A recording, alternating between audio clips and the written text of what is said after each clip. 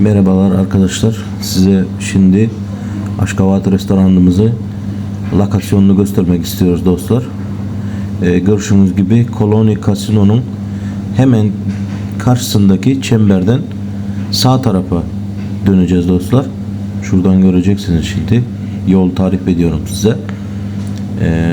Bu Girne merkezi dostlar. Girne merkezi çarşısı olarak geçiyor.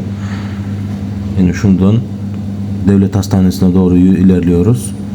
Gördüğünüz gibi mahkemelerden geçeceğiz. Mahkemelerden geçip biraz ilerleyeceğiz dostlar. Devlet Hastanesi'ne yetmeden Eziç'e dönen yol var dostlar. Şurada tabelayı da görebilirsiniz şimdi. Eziç'e dönen yol var. Şöyle Eziç'e doğru dönüyoruz dostlar. Devlet Hastane hemen yine şu taraf, şu gördüğünüz bina Devlet Hastanesi. Sağ tarafa yine gireceğiz. Birinci sokaktan arkadaşlar. Dümdüz ilerleyeceğiz. Şimdi göreceksiniz Aşkavat restoran.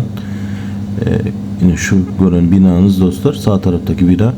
Yine şu tabelayı da görebilirsin. Aşkavat restoran. Şimdi size içiyle de tanıştıracağım dostlar. Burada da bir tane marketimiz var dostlar. Şu restoran, yine bu da tabelası dostlar. Aşağıdaki de numarası. Gelmeden önce siparişlerinizi verebilirsiniz şuradan. Türkmen yemekleri, Orta Asya yemekleri dostlar olacak. Yakında inşallah menülerimizi de çoğaltacağız. Gördüğünüz gibi yine bu taraftan da gelebiliyorsunuz. Mini pastane tarafına, bu taraf mini pastaneden de dönüş yapabilirsiniz. Eğer de Lord Palace tarafından geliyorsanız dostlar. Girne çarşının içinde tam arkadaşlar. Terasımız var. Böyle. Şimdi size içiyle de tanıştıracağım. Oturma yerleri ile de tanıştıracağım. Gördüğünüz gibi içinde her şey var dostlar. Oturma yeri var. Türkmen sofra artık Girne'mizde dostlar. Şöyle. Bunun sahibi Naim abi. Kendisi Türkmenistanlıdır dostlar.